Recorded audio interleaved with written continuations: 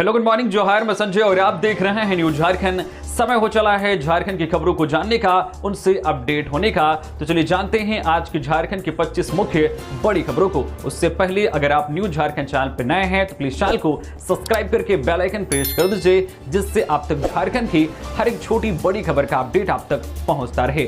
तो चलिए शुरुआत करते हैं आज की पहली और महत्वपूर्ण बड़ी खबर से। 26 जनवरी को बंद रहेगी रांची में मांस मछली की दुकानें। गणतंत्र दिवस के अवसर पर 26 जनवरी को रांची नगर निगम क्षेत्र के अंतर्गत आने वाले सभी बूचड़खाना, मांस मछली और मुर्गा की दुकानें पूरी तरह से बंद रहेगी।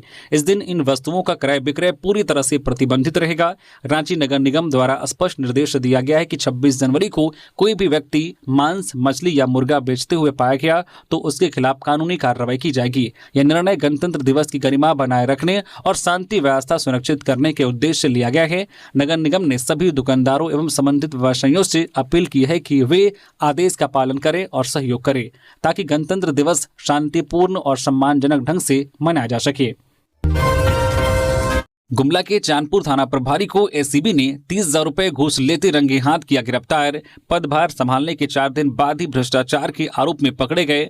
गुमला जिले के चांदपुर थाना प्रभारी शैलेश कुमार को पदभार संभालने के महज 96 घंटे के भीतर एसीबी की टीम ने 30,000 रुपए की रिश्वत लेते हुए रंगे हाथ गिरफ्तार कर लिया। उन्होंने रविवार को ही चांदपुर के 22वें थाना प्रभारी के रूप में पदभार ग्रहण किया था, लेकिन बुधवार दोपहर उनका भ्रष्टाचार सामने आ गया। आरोप है कि थाना प्रभारी शैलेश कुमार और पूर्व प्रभारी अशोक कुमार ने पीड़ित जयपाल नायक पर निजी घर के लिए ईंट पकाने के एवज में अवैध वसूली का दबाव बनाया। जयपाल नायक के अनुसार वह एक गरीब व्यक्ति है, लेकिन पुलिस की ओर से लगातार उसे परेशान किया जा रहा था। इससे तंग आकर उसने एसीबी रांची में शिकायत दर्ज कराई। शिकायत के सत्यापन के बाद बुधवार दोपहर 2:05 पर एसीबी की टीम ने जाल बिछाया और रिश्वत की राशि लेते हुए थाना प्रभारी को मौके से ही गिरफ्तार कर लिया। इसके बाद टीम ने करीब 15 मिनट तक उनके आवास की तलाशी ली और दोपहर 3:10 पर उन्हें अपने साथ रांची ले गई। स्वयं सहायता समूह उत्पादों को मिलेगा वैश्विक मंच, इन सेक्टर में सहयोग और निवेश पर चर्चा। वर्ल्ड इकोनॉमिक फोरम दावोस के दौरान झारखंड के लिए निवेश और वैश्विक बाजार से जोड़ने की दिशा में अहम पहल सामने आई है। मुख्यमंत्री हेमंत सोरेन से ग्लोबल रिटेल आउटलेट कंपनी लुलु ग्रुप के founder and managing director Yusuf Ali और वेलस्पन वर्ल्ड के संस्थापक एवं चेयरमैन BK गोयनका ने अलग अलग उच्च स्तरीय बैठक की। इन बैठकों में कृषि, वनोत्पाद, प्लास्टिक उद्योग, क्रिटिकल मिनरल्स और लॉजिस्टिक्स सेक्टर में सहयोग और निवेश पर विस्तृत चर्चा हुई। मुख्यमंत्री से मुलाकात के दौरान लुलु ग्रुप के यूसुफ अली ने झारखंड के कृषि आधारित उत्पादों, वनोत्पाद और श्रम सहायता समूह SHG की महिलाओं द्वारा तैयार वस्तुओं को अपने ग्लोबल रिटेल नेटवर्क के जरिए आउटसोर्स करने का प्रस्ताव दिया। इसका उद्देश्य झारखंड के उत्पादों को देश और दुनिया के बाजारों तक पहुंचाना है, जिससे किसानों SHG से जुड़ी महिलाओं और वनोत्पाद क्षेत्र में कार्यरत लोगों को सीधा लाभ मिल सके। लुलु ग्रुप ने झारखंड में कैपेसिटी बिल्डिंग के क्षेत्र में भी काम करने की इच्छा जताई है। सरस्वती पूजा को लेकर पुलिस अलर्ट, आईजी ने गिरिडीह में की समीक्षा बैठक। सरस्वती पूजा के शांतिपूर्ण आयोजन को लेकर बुधवार को बोकारो जोनल आईजी सुनील भास्कर ने समीक्षा बैठक किया। आईजी की अध्यक्षता में डीएसपी स्तर के कार्यालय में वीडियो कॉन्फ्रेंसिंग के माध्यम से बैठक आयोजित की गई। इस बैठक में बोकारो जोन के सभी जिलों के एसपी के साथ जिला स्तर पर की गई सुरक्षा तैयारियों की विस्तृत समीक्षा की गई। बैठक के दौरान सांप्रदायिक सौहार्द बनाए रखने और कानून व्यवस्था को सुदृढ़ करने के लिए कई कड़े निर्देश दिए गए। समीक्षा के दौरान अधिकारियों को निर्देश दिया गया है कि वे पूर्व में हुई घटनाओं के मद्देनजर विशेष सतर्कता बरतें। सभी संवेदनशील स्थानों और विसर्जन जुलूस के मार्गों पर डीएसपी स्तर के वरीय अधिकारियों की प्रतिनियुक्ति की जाएगी। साथ ही संवेदनशील क्षेत्रों में लाठी, हेलमेट, शील्ड और टीयर गैस जैसे सुरक्षा उपकरणों से लैस क्विक रिस्पांस टीम को तैनात रहने को कहा गया है। आईजी ने स्पष्ट किया है कि कोई भी जुलूस बिना पुलिस बल, चौकीदार या गृहरक्षक की मौजूदगी के नहीं निकले। डीजे संचालकों और पूजा समितियों से अंडरटेकिंग ली जाएगी कि किसी भी परिस्थिति में भड़काऊ, अश्लील या विवादित गाने नहीं बजाए जाएंगे। लातेहार में सड़क हादसा, पिकअप चालक की मौत। नामूदाग के पास पेड़ से टकराया आलू प्याज लदा वाहन, केबिन में फंसा ड्राइवर।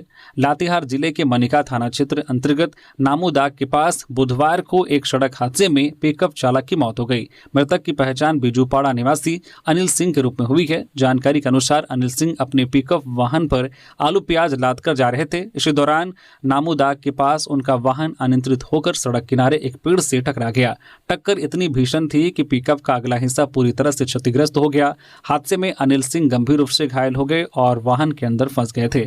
स्थानीय ग्रामीणों ने कड़ी मशक्कत के बाद उन्हें वाहन से बाहर निकाला और तत्काल अस्पताल पहुंचाया। हालांकि अस्पताल में चिकित्सकों ने जांच के बाद उन्हें मृत घोषित कर दिया। घटना की सूचना मिलने पर पुलिस मौके पर पहुंची और मामले की जांच पड़ताल शुरू कर दी है। झारखंड में 245 नए हेल्थ यूनिट से स्वास्थ्य व्यवस्था की बदलेगी तस्वीर, गांव-गांव तक पहुंचेगा सुरक्षा कवच। मुख्यमंत्री हेमंत सोरेन के नेतृत्व में झारखंड सरकार ने राज्य की सार्वजनिक स्वास्थ्य व्यवस्था को जमीनी स्तर पर मजबूत करने की दिशा में बड़ा और ऐतिहासिक कदम उठाया है। राज्य के सभी जिलों के सभी विधानसभा क्षेत्रों में कुल 203 करोड़ 45 लाख रुपए की लागत से 245 block public health unit BPHU स्थापित किए जाएंगे। स्वास्थ्य, चिकित्सा, शिक्षा एवं परिवार कल्याण विभाग के मंत्री डॉक्टर इरफान अंसारी ने इसे झारखंड की स्वास्थ्य व्यवस्था के लिए दूरदर्शी पहल बताते हुए कहा है कि BPHU की स्थापना से स्वास्थ्य सेवाएं अधिक आधुनिक, संवेदनशील और जन केंद्रित बनेंगी। डॉक्टर इरफान अंसारी ने कहा है कि ब्लॉक पब्लिक हेल्थ यूनिट की स्थापना झारखंड की स्वास्थ्य व्यवस्था को जमीनी स्तर पर मजबूत करने की दिशा में एक ऐतिहासिक कदम है। हमारा लक्ष्य है कि हर ब्लॉक तक गुणवत्तापूर्ण स्वास्थ्य सेवाएं, समय पर जांच, सटीक डाटा और त्वरित स्वास्थ्य प्रक्रिया सुनिश्चित हो। आदिवासी, दूरदराज और वंचित क्षेत्रों को इसका सीधा लाभ मिलेगा। 14वीं JPSC परीक्षा आयु सीमा पर संशय, अभ्यर्थियों ने छूट देने की मांग की। 14वीं JPSC सिविल सेवा प्रतियोगिता परीक्षा 8 मार्च को होने की संभावना है। हालांकि आवेदन को लेकर अभी तक ऑफिशियल नोटिफिकेशन जारी नहीं किया गया है। इसी बीच कुछ अपुष्ट जानकारियां सामने आ रही हैं। परीक्षा में अभ्यर्थियों की आयु की गणना 1 अगस्त 2024 से की जाएगी। इससे लेकर अभ्यर्थियों में चिंता बढ़ गई है। अभ्यर्थियों का कहना है कि अगर आयु सीमा की गणना 1 अगस्त 2024 से की जाती है तो बड़ी संख्या में योग्य उम्मीदवार परीक्षा से बाहर हो जाएंगे। इसी वजह से उन्होंने आवेदन देकर राज्य सरकार से आयु सीमा में छूट देने की मांग की है। अभ्यर्थियों ने अपने आवेदन में बताया कि झारखंड राज्य बनने के बाद अब तक सिर्फ 8 सिविल सेवा परीक्षाएं ही आयोजित हो पाई हैं। इनमें से भी 3 परीक्षाएं मौजूदा महागठबंधन सरकार के कार्यकाल में हुई है। इस कारण हजारों युवाओं को पर्याप्त मौके नहीं मिल सके। अभ्यर्थियों ने राज्य सरकार से अनुरोध किया है कि 14वीं सिविल सेवा परीक्षा में अधिकतम आयु सीमा की गणना 1 अगस्त 2018 से की जाए ताकि ज्यादा से ज्यादा योग्य उम्मीदवार परीक्षा में शामिल हो सके। धनबाद में नंबर प्लेट पर जाति लिखना पड़ा महंगा, मंत्री के आदेश पर स्कॉर्पियो जब्त। झारखंड में गाड़ियों के नंबर प्लेट पर जाति लिखने के चलन पर अब सख्ती शुरू हो गई है। ताजा मामला धनबाद का है, जहां एक काले रंग की स्कॉर्पियो गाड़ी के नंबर प्लेट पर राजपूत 0215 लिखा हुआ पाया गया। इसका वीडियो सोशल मीडिया पर वायरल होने के बाद राज्य के परिवहन मंत्री दीपक बिरुवा ने मामले का संज्ञान लिया और तत्काल कार्रवाई के निर्देश दिए। मंत्री दीपक बिरुवा ने धनबाद के उपायुक्त से कार्रवाई सुनिश्चित करने को कहा और सवाल उठाया है कि आखिर क्यों कुछ लोग खुद को नियमों से ऊपर मानकर कानून की खुलेआम अनदेखी कर रहे हैं। उन्होंने साफ शब्दों में कहा है कि नियम तोड़ने वालों को किसी भी कीमत पर बख्शा नहीं जाएगा। मंत्री के निर्देश के बाद धनबाद पुलिस ने त्वरित कार्रवाई करते हुए संबंधित स्कॉर्पियो गाड़ी को जब्त कर लिया है और मामले में विधि सम्मत कार्रवाई की जा रही है। गौरतलब है कि इससे पहले भी धनबाद में एक अन्य व्यक्ति द्वारा गाड़ी के नंबर प्लेट पर यादव लेकर चलने का मामला सामने आया था, जिस पर मंत्री के आदेश के बाद कार्रवाई की गई थी। लगातार सामने आ रहे ऐसे मामलों के बाद परिवहन विभाग और पुलिस प्रशासन ने स्पष्ट संकेत दिए हैं कि जातीय पहचान के नाम पर ट्रैफिक नियमों की अनदेखी अब बर्दाश्त नहीं की जाएगी। जमशेदपुर में भव्य टूसू मेले का आयोजन, बंगाल और उड़ीसा से भी बड़ी संख्या में लोग हुए शामिल। जमशेदपुर के बिष्टुपुर गोपाल मैदान में बुधवार को झारखंड एकता मंच द्वारा एक भव्य टूसू मेले का आयोजन किया गया। जमशेदपुर लोकसभा सांसद विद्युत बरन महतो, ईचागढ़ विधायक सबिता महतो, पूर्व सांसद सुमन महतो और कई जिला परिषद सदस्य मंच पर मौजूद रहे। झारखंड के विभिन्न जिलों के साथ साथ बंगाल और उड़ीसा से भी लोग टूसू मूर्तियों और चौडल के साथ मेले में पहुंचे। 60 से 70 फीट ऊंचे चौड़ल मेले का मुख्य आकर्षण बने। आकर्षक टूसू मूर्तियों से मेला परिसर सजा हुआ था। पुरुषों और महिलाओं ने अपनी स्थानीय भाषाओं में नृत्य किया और गाने गाए और ढोल और अन्य पारंपरिक वाद्य यंत्रों की थाप पर अपनी संस्कृति का जश्न मनाया। टूसू मेले में 40,000 से ज्यादा लोग की भीड़ देखी गई। सुरक्षा के लिए आयोजकों द्वारा विभिन्न स्थानों पर स्वयंसेवकों को तैनात किया गया था। 30 सीसीटीवी कैमरे भी लगाए गए थे। हजारीबाग के बरही में 2 साल की बच्ची के साथ किशोर ने की जबरदस्ती, पुलिस हिरासत में लेकर कर रही पूछताछ। हजारीबाग जिले के बरही थाना क्षेत्र में सनसनीखेज वारदात सामने आई है। यहां एक नाबालिग ने महज 2 वर्षीय बच्ची के साथ दुष्कर्म किया है, ऐसी खबर आ रही है। घटना को लेकर क्षेत्र में आक्रोश व्याप्त है। आरोपी को बरही पुलिस थाना लाकर पूछताछ कर रही है। कहा गया है कि उसे हिरासत में लिया गया है। वहीं पीड़ित को इलाज के लिए शेख भिखारी मेडिकल कॉलेज अस्पताल हजारीबाग में भर्ती कराया गया है, जहां उसकी स्थिति गंभीर बताई जा रही है। जमशेदपुर में 31 फीट ऊंची सरस्वती प्रतिमा होगी स्थापित। विद्यापति नगर में बनेगी आकर्षण का केंद्र।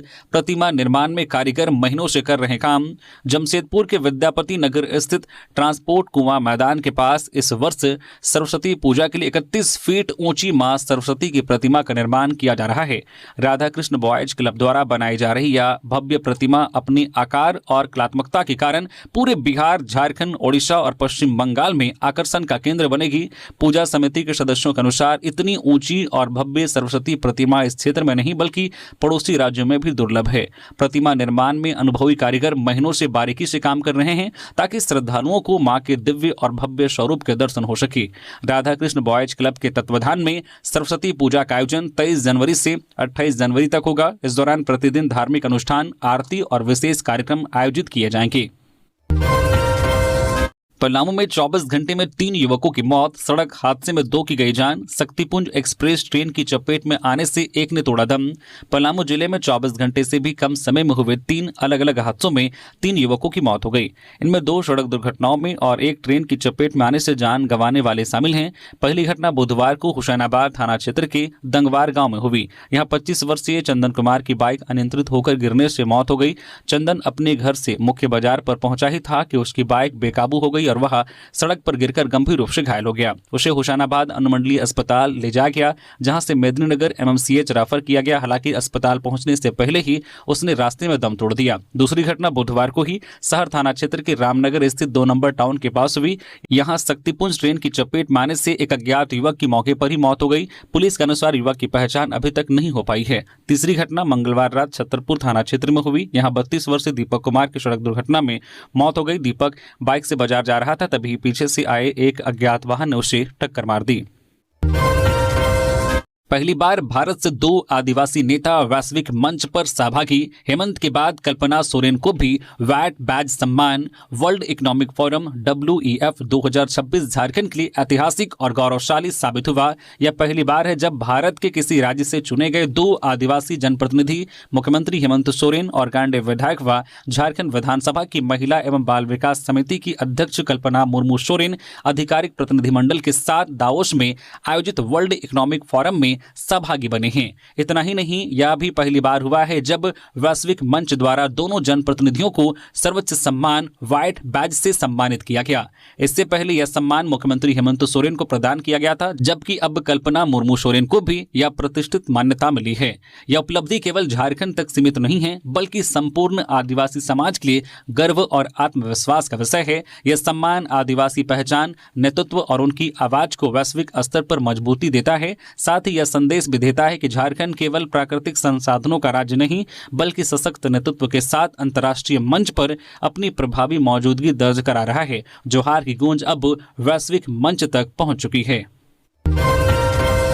रांची के नगड़ी टोल प्लाजा में कर्मचारी के साथ मारपीट, मोबाइल और नकद लूटने का भी आरोप, वीडियो वायरल। रांची के नगड़ी टोल प्लाजा में कर्मचारी के साथ बेरहमी से मारपीट का मामला सामने आया है। मारपीट की पूरी घटना का वीडियो सोशल मीडिया पर तेजी से वायरल हो रहा है। वायरल वीडियो में साफ तौर पर देखा जा सकता है कि किस तरह टोल प्लाजा पर तैनात कर्मचारी के साथ कुछ लोग मारपीट कर रहे हैं। पीड़ित कर्मचारी की पहचान दिलीप टोप्पो के रूप में हुई है। आरोप है कि JH01 ED 1212 नंबर की गाड़ी से आए लोगों ने टोल भुगतान भुगतान को लेकर विवाद के बाद कर्मचारी के साथ हाथापाई की। इतना ही नहीं, मारपीट के दौरान पीड़ित कर्मचारी का मोबाइल फोन और नगद राशि लूटने का भी आरोप लगाया गया है। घटना के बाद पीड़ित दिलीप टोप्पो ने मामले को लेकर नगड़ी थाना में लिखित शिकायत दर्ज कराई है। बताया जा रहा है कि पूरी मारपीट की घटना टोल प्लाजा में लगे सीसीटीवी कैमरे में कैद हो गई है। सीसीटीवी फुटेज के आधार पर पुलिस आरोपियों की पहचान करने में जुट गई है। बीजेपी प्रदेश अध्यक्ष एवं सांसद आदित्य साहू 23 जनवरी को प्रदेश कार्यालय में करेंगे पदभार ग्रहण।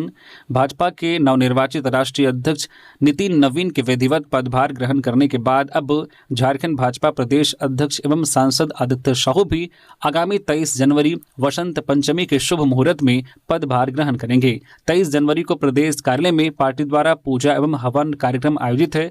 तत्पश्चात साहू निवर्तमान प्रदेश अध्यक्ष एवं नेता प्रतिपक्ष बाबूलाल मरांडी से कार्यालय कक्ष में पदभार ग्रहण करेंगे। इस अवसर पर प्रदेश संगठन महामंत्री कर्मवीर सिंह, प्रदेश के वरिष्ठ नेतागण, पदाधिकारी और कार्यकर्तागण शामिल होंगे। कोडरमा में आज गुरुवार को 4 घंटे का ब्लैकआउट, दोपहर 12 से शाम 4 बजे तक बिजली बाधित। डीवीसी मरम्मत कार्य की समीक्षा के कारण होगी कटौती।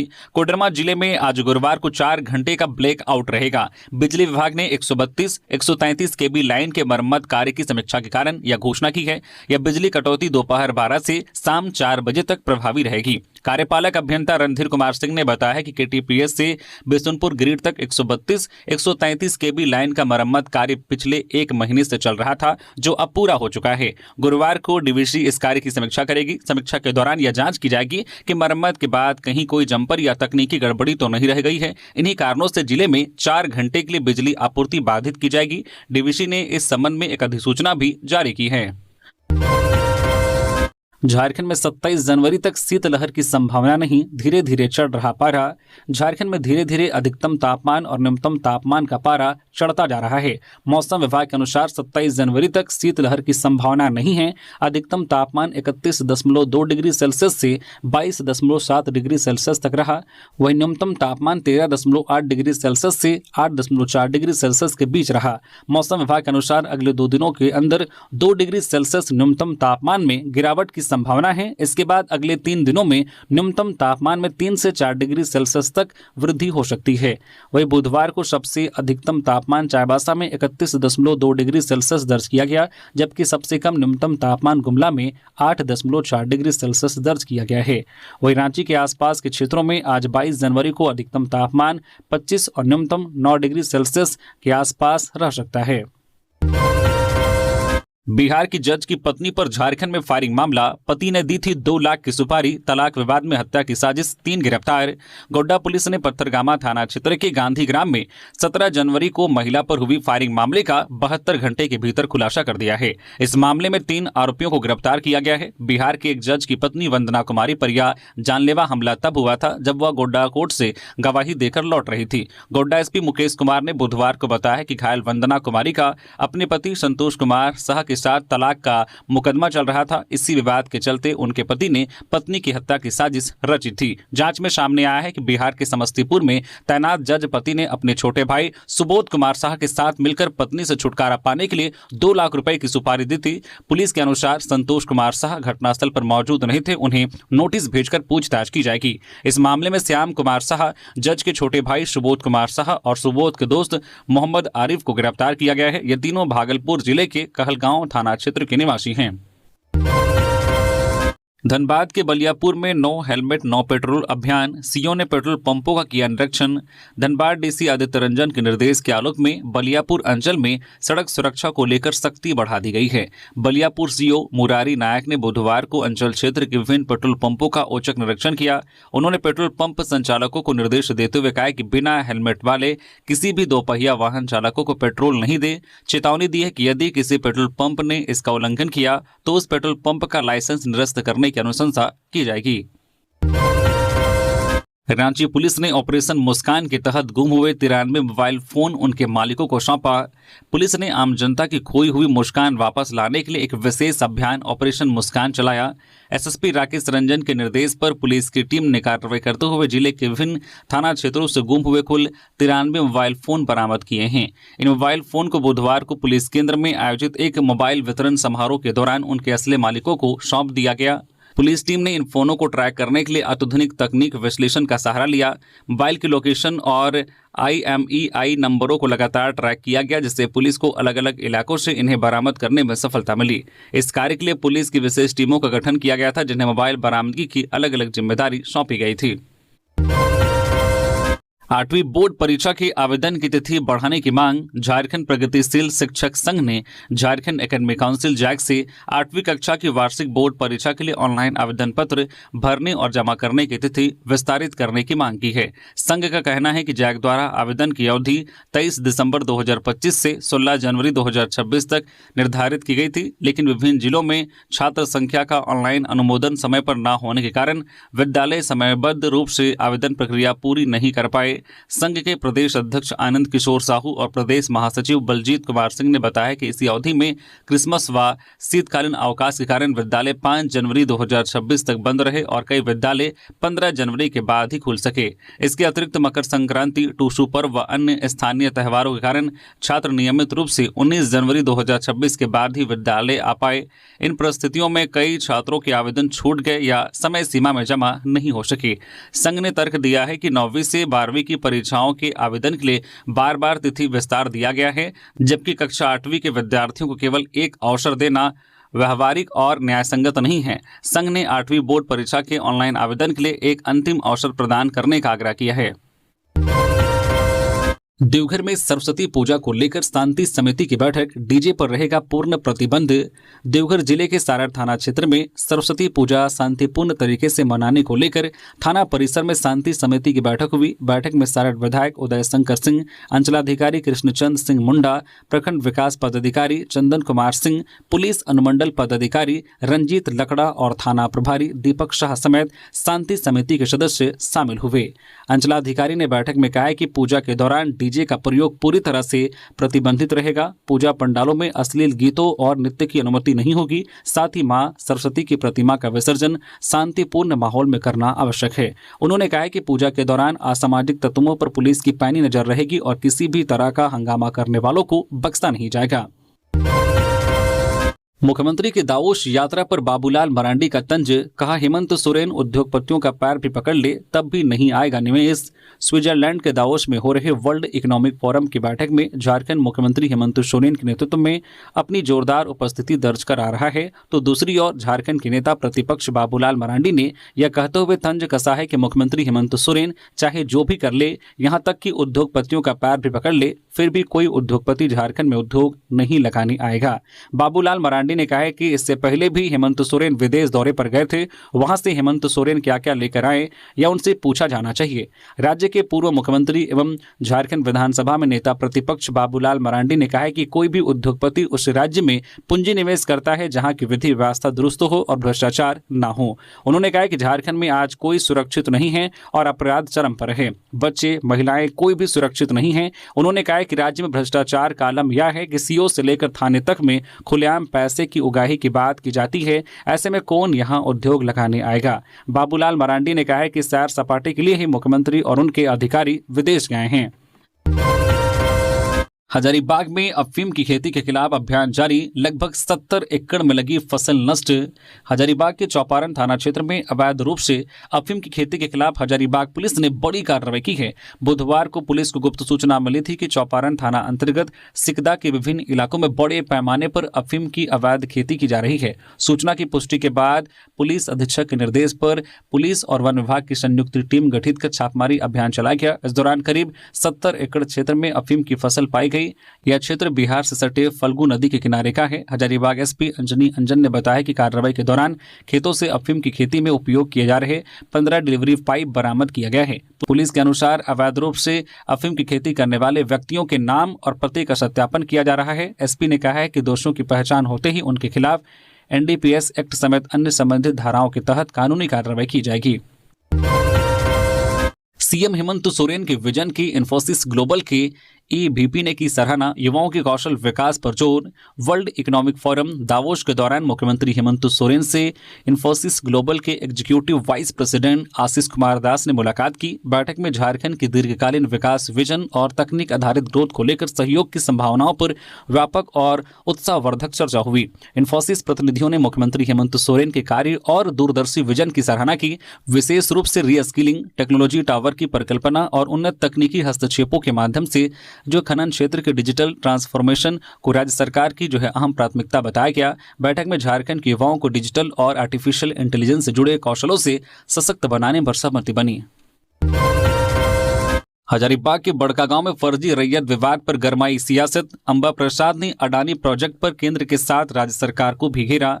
बड़कागांव प्रखंड में अडानी परियोजना को लेकर चल रहे विवाद ने एक बार फिर राजनीतिक तुल पकड़ लिया है। सोमवार को प्रस्तावित आम सभा से पहले फर्जी रैयत धारकों को गांव बुलाए जाने के आरोप को लेकर स्थानीय लोगों में भारी आक्रोश देखने को मिला, जिसके बाद सभा को रद्द करना पड़ा। इस पूरे घटनाक्रम को लेकर बड़कागांव की पूर्व विधायक अंबा प्रसाद ने प्रेस वार्ता कर केंद्र सरकार, राज्य सरकार और जिला प्रशासन पर तीखा हमला बोला। अंबा प्रसाद ने कहा कि जिस तरह से गिरिडीह से फर्जी रैयत धारकों को बड़कागांव लाया गया, उससे स्थानीय लोगों का आक्रोश भड़कना स्वाभाविक था। उन्होंने स्पष्ट किया है कि यह आंदोलन किसी राजनीतिक दल का नहीं, बल्कि अपनी जमीन और अधिकारों की रक्षा के लिए स्थानीय जनता की लड़ाई है। उन्होंने आरोप लगाया कि अब इस पूरे मामले को राजनीतिक रंग देने की कोशिश की जा रही है ताकि असली मुद्दों से ध्यान भटकाया जा सके।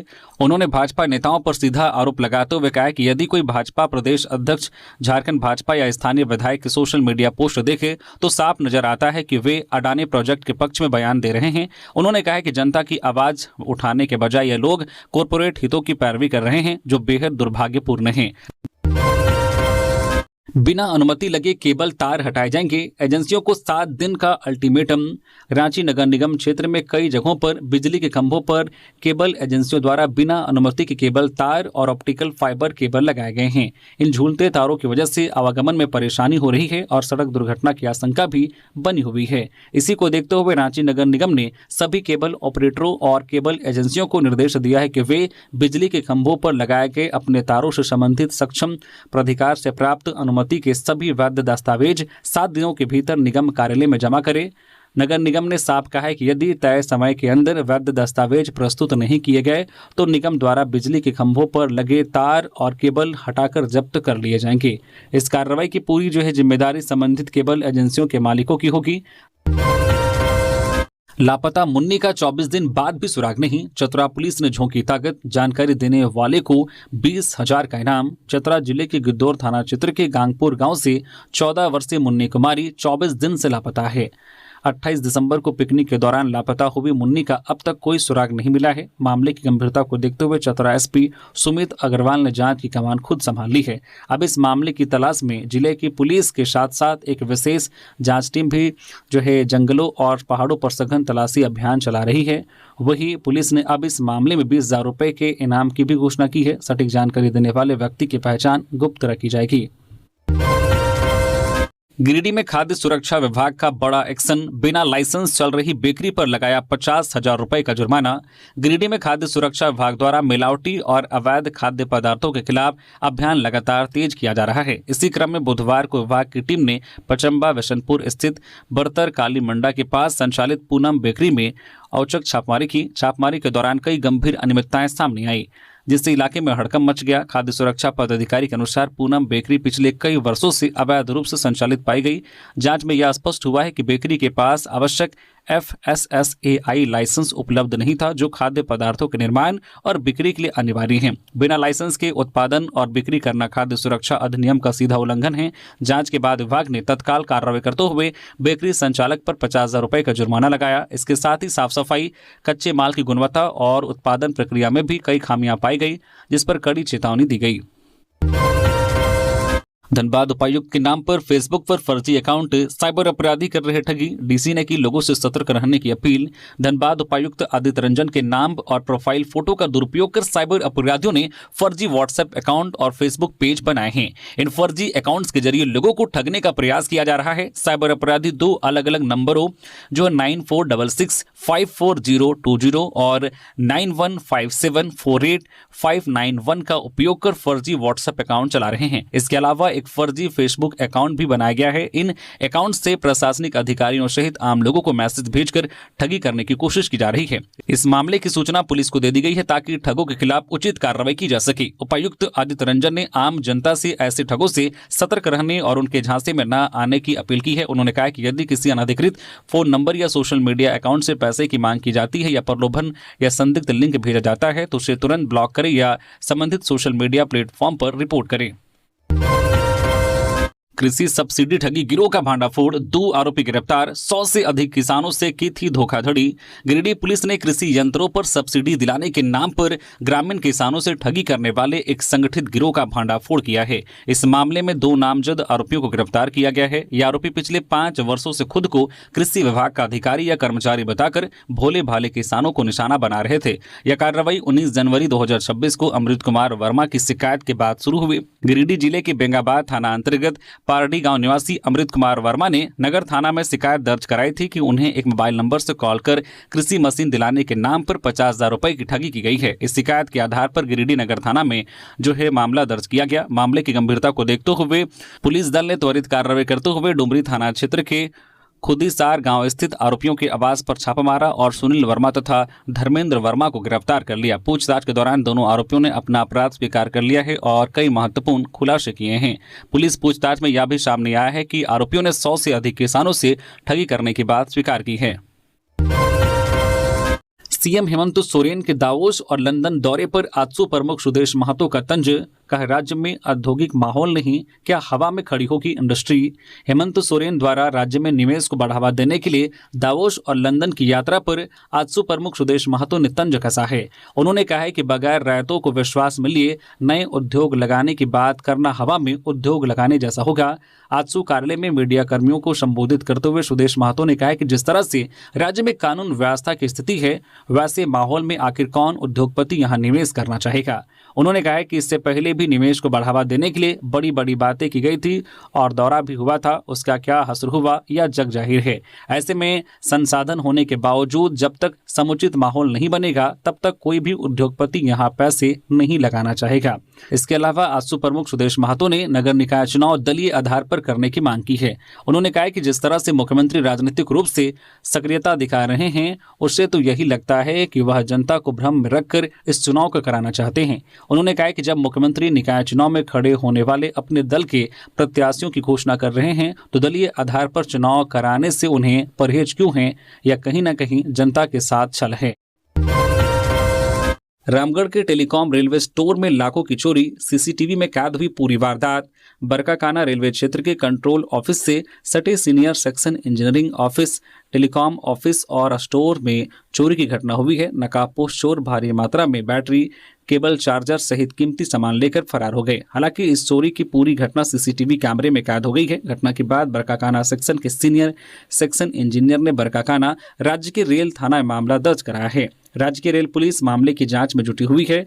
बताया जा रहा है कि बुधवार अहल सुबह 2:30 बजे से 4:30 बजे के बीच स्टोर एवं कार्यालय में 5 की संख्या में नकाबपोश चोर घुस आए और लाखों रुपए मूल्य की रेलवे सामग्री पर हाथ साफ कर दिया। धनबाद में गणतंत्र दिवस के उपलक्ष्य में एनसीसी की छात्राओं ने निकाली तिरंगा यात्रा। गणतंत्र दिवस के उपलक्ष्य में एनसीसी की छात्राओं बालिका कैडेट्स ने बुधवार को धनबाद शहर में भव्य तिरंगा यात्रा निकाली। तिरंगा यात्रा गोल्फ ग्राउंड से शुरू हुई और शहर के प्रमुख मार्गों से गुजरी। यात्रा में शामिल करीब 80 एनसीसी छात्राओं ने अनुशासित फ्लैग मार्च करते हुए देशभक्ति का संदेश दिया। तिरंगा यात्रा के दौरान कैडेट्स हाथों में राष्ट्रीय ध्वज लिए भारत माता की जय, वंदे मातरम के नारे लगाते हुए आगे बढ़ती रही। कुख्यात मयंक सिंह और उसके गुर्गों के गुनाहों का हिसाब लेगी कई राज्यों की पुलिस। छत्तीसगढ़ से शुरुआत। अजरबैजान से प्रत्यार्पण के जरिए झारखंड लाए गए कुख्यात गैंगस्टर मयंक सिंह अब छत्तीसगढ़ सहित कई राज्यों में दर्ज आपराधिक मामलों के राज खोलेगा। झारखंड पुलिस के बाद अब मयंक सिंह छत्तीसगढ़ पुलिस की कस्टडी में है, जिससे लगातार पूछताछ कर छत्तीसगढ़ में दर्ज मामलों की पड़ताल शुरू की गई है। झारखंड एटीएस की कस्टडी में रहे मयंक से अब छत्तीसगढ़ पुलिस ने औपचारिक तौर पर पूछताछ शुरू कर दी है। उसे छत्तीसगढ़ के विभिन्न थानों में दर्ज मामलों के जांच के लिए रिमांड पर लिया गया है। झारखंड एटीएस ने बीते साल अजरबैजान से मयंक सिंह को प्रत्यार्पित कर भारत लाया था। आरोपी की लंबे समय तक विदेशी जमीन पर बैठकर वह न केवल रंगदारी और फायरिंग जैसे आपराधिक मामलों को ऑपरेट कर रहा था, बल्कि पाकिस्तान से हथियार तस्करी और हवाला के जरिए फंडिंग के नेटवर्क को भी सक्रिय रूप से चला रहा था। तो ये थी आज की झारखंड की टॉप बड़ी खबरें। इसी तरह से झारखंड की हर एक छोटी बड़ी खबर देखने के लिए आप हमारे चैनल न्यूज़ झारखंड चैनल को सब्सक्राइब करके बेल आइकन प्रेस कर दीजिए, जिससे आप तक झारखंड की हर एक छोटी बड़ी खबर का अपडेट आप तक पहुंचता रहे। तो अभी के लिए बस इतना ही, हमें दीजिए इजाजत, फिर मिलते हैं किसी और खबरों के साथ। धन्यवाद।